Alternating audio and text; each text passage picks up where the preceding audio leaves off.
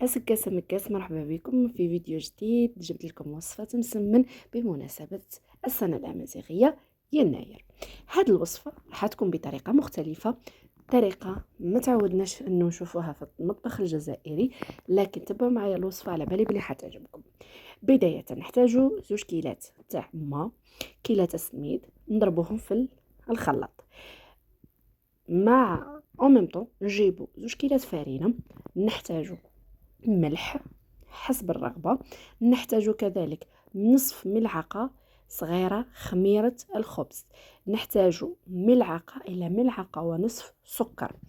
الخميرة راح تعطينا خفة، والسكر راح يعطينا تحميرة للعجينة أو للمسمن تاعنا. هاد الخليط أو هاد المكونات الجافة رايحين نجمعوهم مع بعضهم، نخلطوهم مع بعضهم، ومن بعد نضيفوا لهم خليط السميد والماء اللي ضربناه في الخلاط.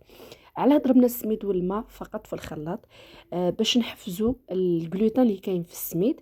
هذا راح يخلينا انه نقللوا من الزمن تاع العجين تاعنا، يعني باش ندلكوا هذا العجين راح نخففوه او نقللوا من الزمن تاع العجين او تاع الدليك، بانه نضربوا السميد والماء في الخلاط.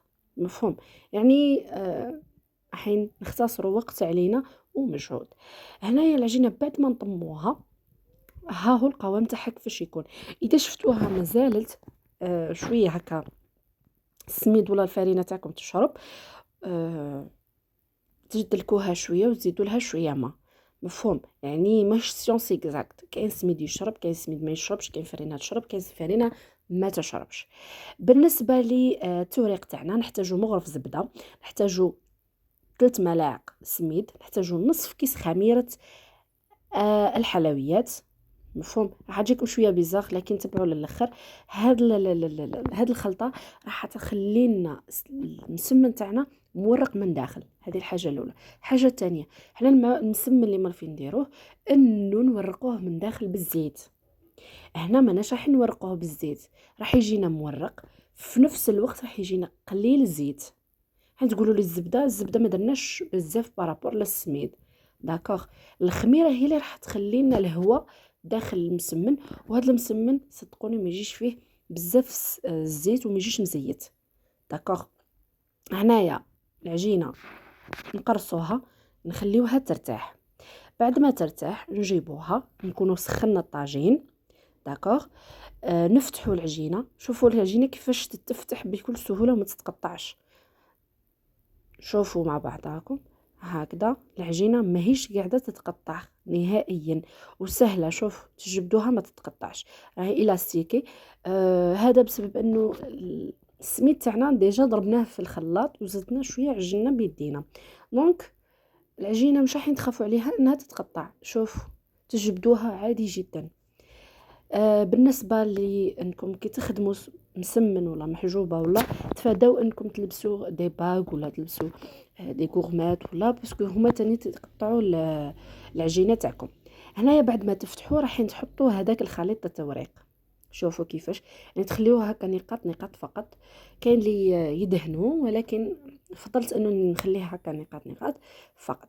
بالنسبه لطريقه العمل، هنايا بعد ما تحطوا التورق تاعكم، اما تخليو العجينه ترتاح باش تفتحوها باش تحطوها في الطاجين، ولا تفتحوها وتحطوها يعني هكا تفتحوها، يعني تكبروا فيها شويه وتحطوها في الطاجين.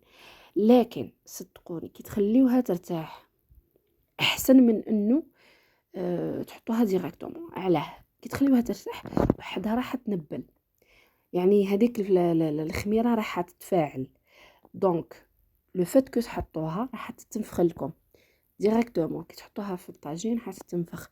باغ كونطخ كي تحطوها ديريكتومون، اولا راح تجيكم صعيبه باش تفتحوها، يعني باش تكبروها. دوزيامون راح تجيكم شويه ثقيله باسكو ما رتحتش، داكوغ. تما السر كامل راهو انها ترتاح. كيما راكم تشوفوا ترتحوها ومن بعد تحطوها في الطاجين، تخليوها طيب شاكوتي حتى تتحمر.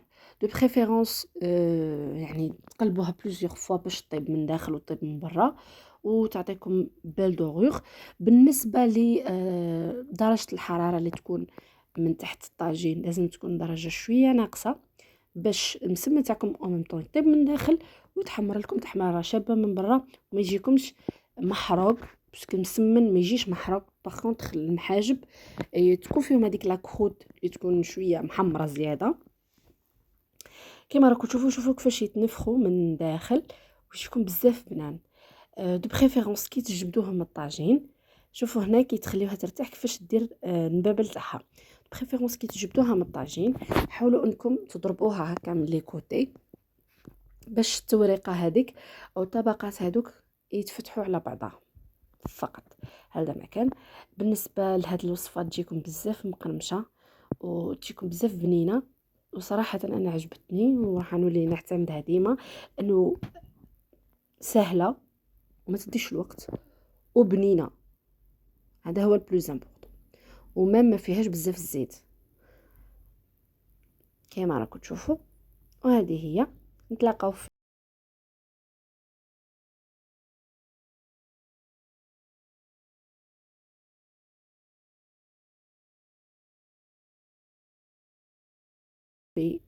وصفات أخرى إن شاء الله، وخليكم مع النتيجة النهائية. نتلاقاو في وصفات أخرى، ما تزابيوش بعيد. إلى اللقاء.